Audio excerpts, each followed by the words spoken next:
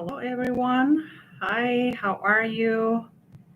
Welcome to another session. Thank you for being here. I hope that you are ready to wait for the summer, which is around the corner.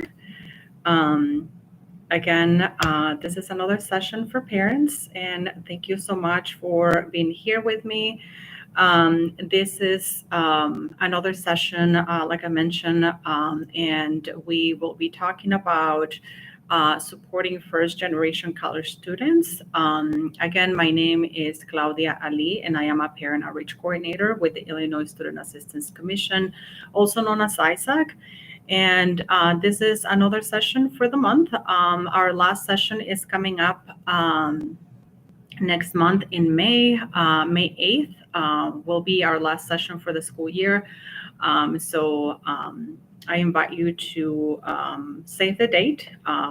But like I mentioned, today's session is going to be focused on supporting first generation college students. But before I start, I will go over some housekeeping items.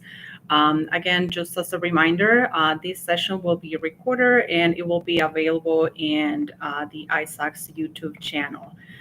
If you have questions during this session, please use the Q&A option at the bottom of your screen. And then if you have questions, you can share your questions concern with us throughout the session. But if you have questions later, I want to share this resource is the free text messaging service or the ISAC College Q&A, where you and your student can send your questions via text message, and then we'll share that number in the chat as well. So again, for those who are attending for the first time or have not heard about us, so ISAC is the state agency here in the state of Illinois that administers grant scholarship programs to help pay for college. And our mission is to provide Illinois students with information and assistance to help make education beyond high school accessible and affordable. And so the topic for today again is about first generation college students and the things we need to know in order to support them through the transition from high school to college and help them thrive during that time in college. Um, I understand that our teenagers, our students may refrain from asking for help because sometimes they're just seeking to become independent. As a parent of a college student, I know how that is. Sometimes it's hard to have conversations with them, but knowing about what they go through and the resources available to them on campus can truly make a difference.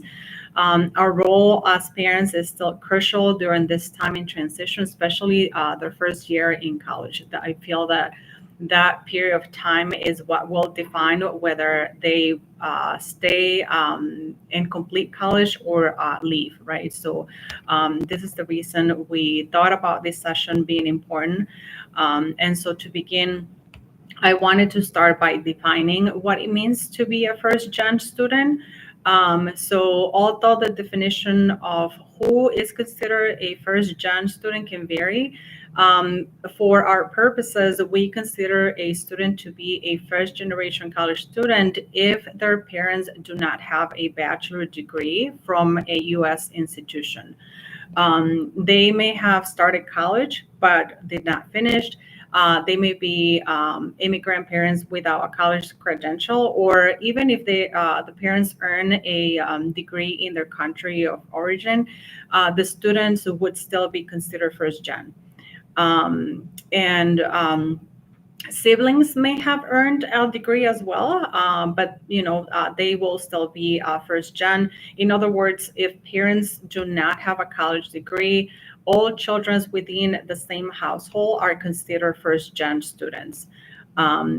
So why is this important? Why is the topic of being first gen important, or why we need to know about this, right? So um, it is important for all of us to know that first gen students may need more support during the college going and the financial aid processes, because we may not know how to support them at home, right? Students may not know all of their different post-secondary options or the types of financial aid available to help pay for college. Also, students may feel less prepared than other students, and that can lead to overwhelming or even anxiety feelings. But also, it is important to know that these students may have support at their college designed for first gen. Looking into these resources will be crucial in their time in college. Every transition is difficult, including for us. I am, like I mentioned, I went through that transition with my child last year. He is about to finish his second semester, and it was hard at the beginning. But like I said, students may have a lot of questions, concerns, and as parents, we may not have the answer for all of them, but we need to acknowledge their struggles as first gen students, and also honor their efforts, right? Because it's a lot on them. But again, we are here to support the journey. So, first generation students have shared that being the first in the family to go to college is difficult. Some experiencing psychological changes. So, this is, I will be sharing some of the challenges that they face. And like I said, some have mentioned psychological challenges because they might be helping support their family financially. So when they start thinking about college, they can feel guilty about leaving if they're going to leave on campus, or about adding another expense for their parents by going to college, right? So these challenges are real. I have personally heard these from families, and even my own child expressed that concern. So some other students may experience academic challenges, and this is about students feeling insecure about not feeling ready for college coursework, right? So there might be a concern about their grades, or even high achieving students can struggle with self-confidence. I had a conversation with a family 2 weeks ago, and even though the student had received scholarships for their good grades, the student felt that he was not ready. Financial challenges is another concern. And a lot of students and families, this is one of the things that are concerned about, right? Are they going to have enough money to pay for college? Do you think about student loans? Can the student work and go to school at the same time? So those are valid questions. And also, students may face cultural challenges.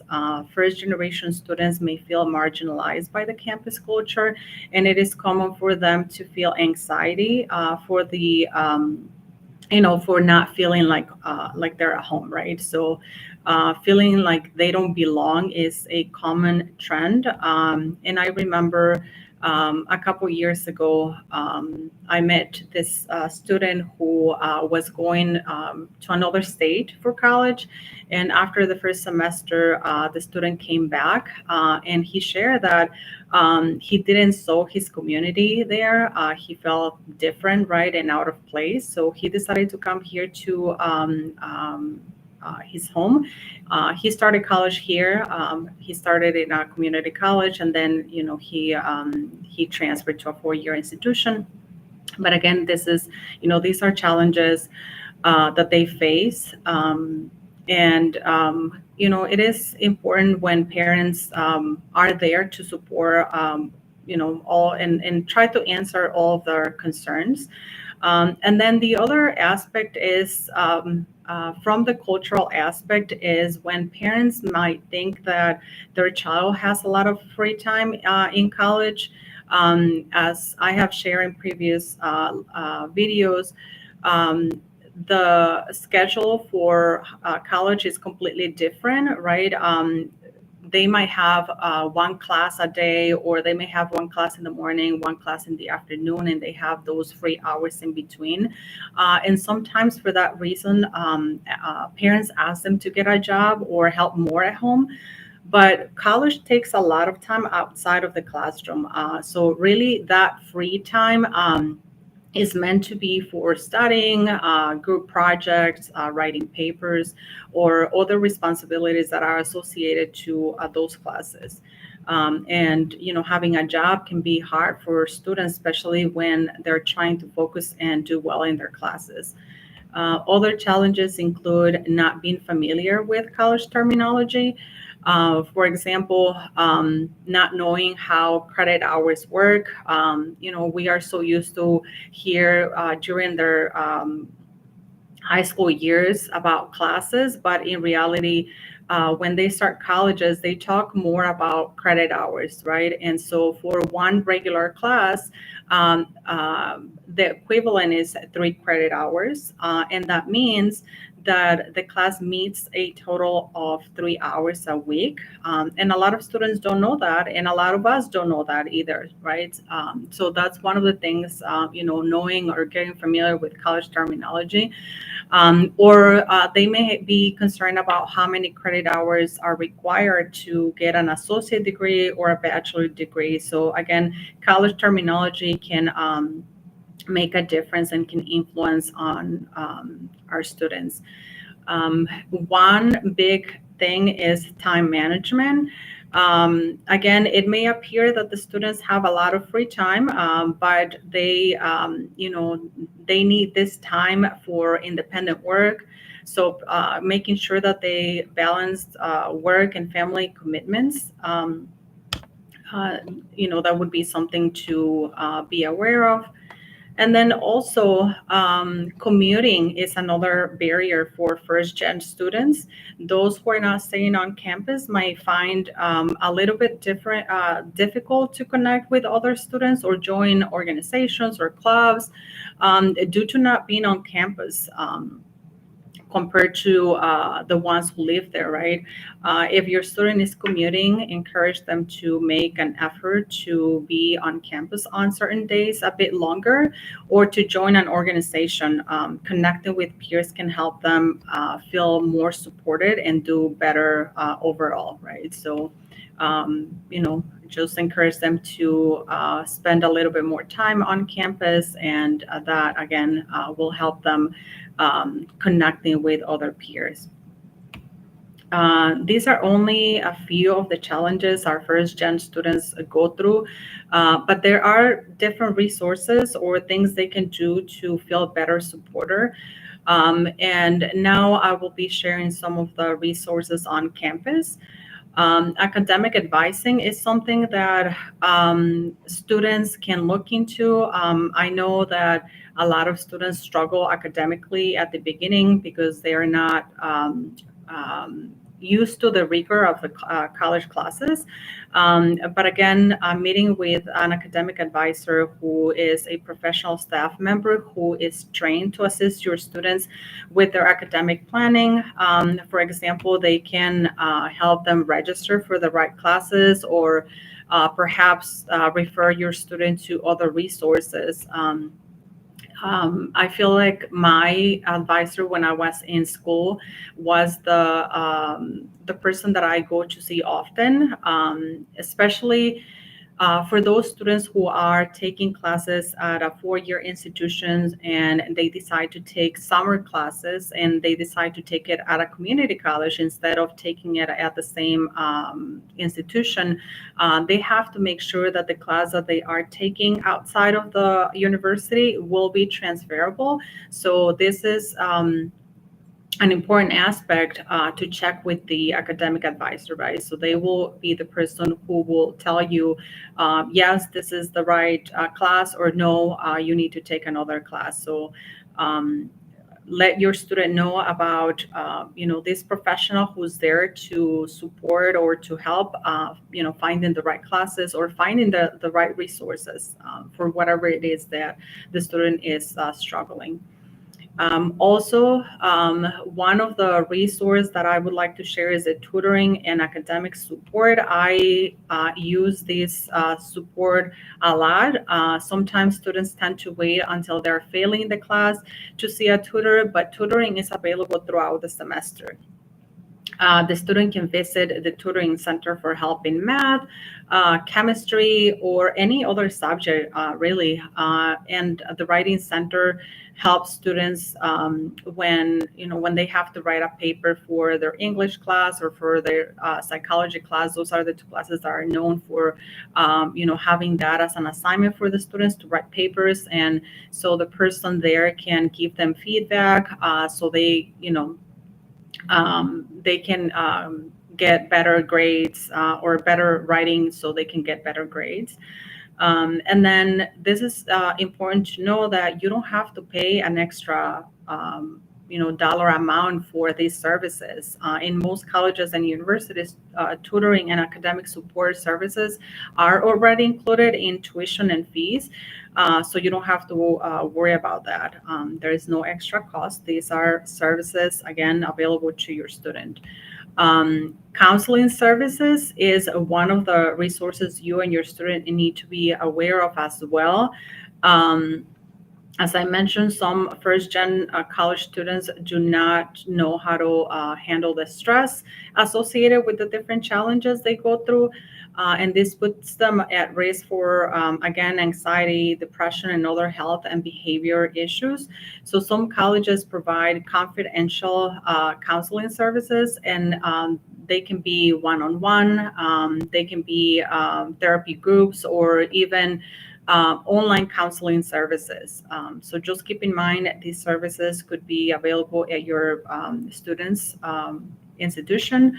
And then in regard to financial aid issues, questions or concerned, your student can visit the financial aid office and talk to a financial aid administrator. Sometimes colleges and universities select students for what is called verification, and it's a normal part of the financial aid process, but many students get confused, they get scared when this happens, and that can cause delays. I heard many times, I heard from families not knowing how to find out how much financial aid the student was eligible to receive. So this is a good place to start, right? So if your student applied to a specific college and isn't sure how much financial aid they're getting, this is the office that can help you understand what they qualify for and what steps to take. So again, these are only a couple of the resources. I feel like the more the student gets familiar with the institution, the more resources they will find.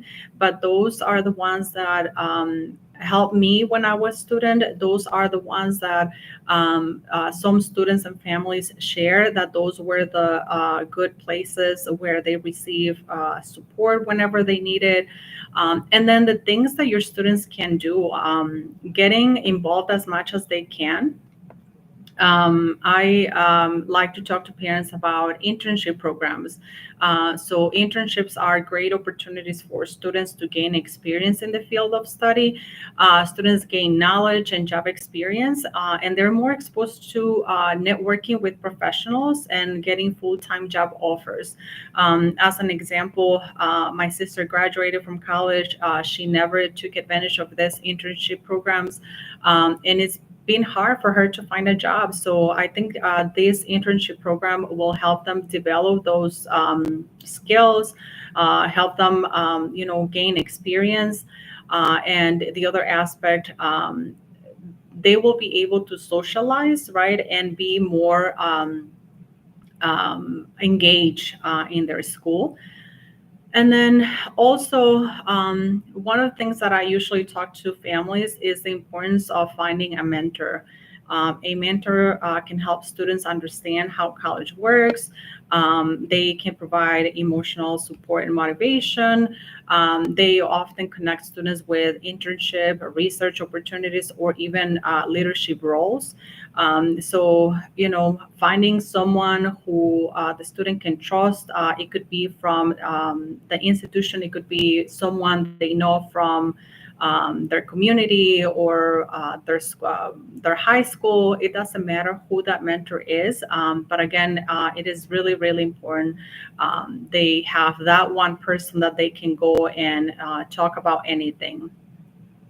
As another resource, your student can also find first gen programs at the institution they are or they will be attending.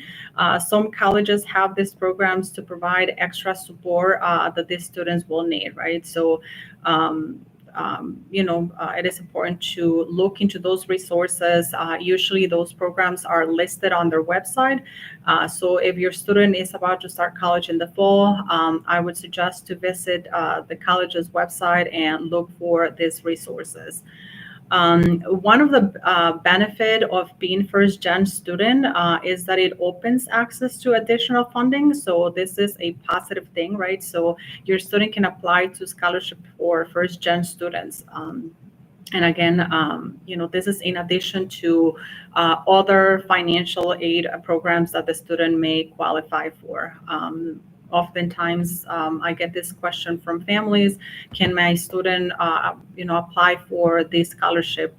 The student can apply as many scholarships as they may qualify for. Again, this is one of the positive aspects of being first gen. I mean, there is nothing wrong to be first gen.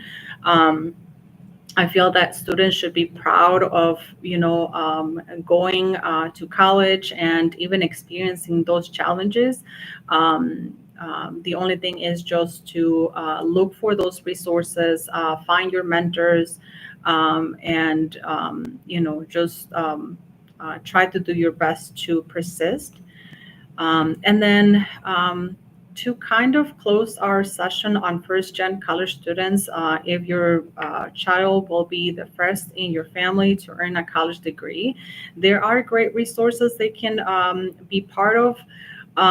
It's a network where they will get support from ISAC and other first gen students. So this is the First Generation Scholars Network.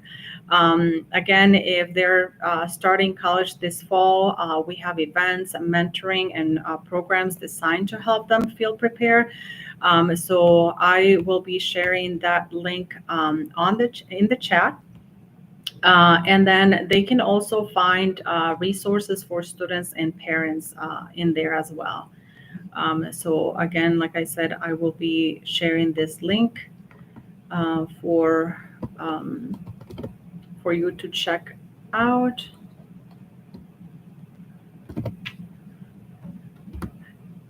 And I hope this session, was helpful. I know a lot of families don't know or perhaps have never heard about the term first gen student. But again, this is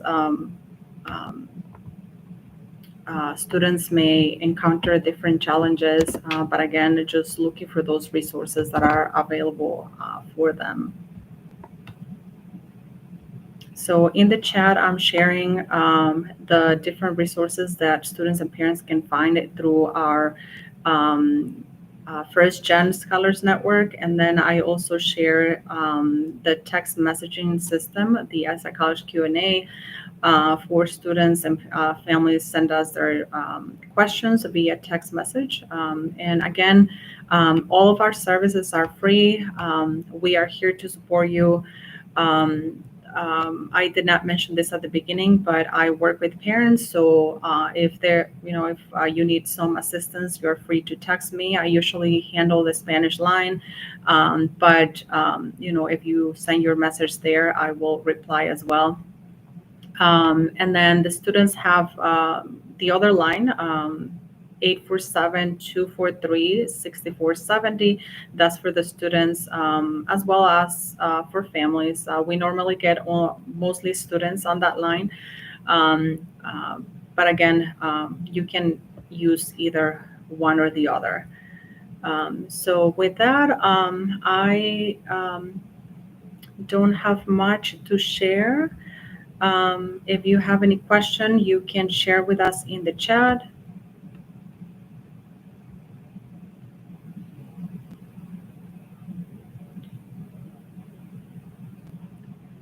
I do not see any questions in the chat. Please feel free to share questions, concerns.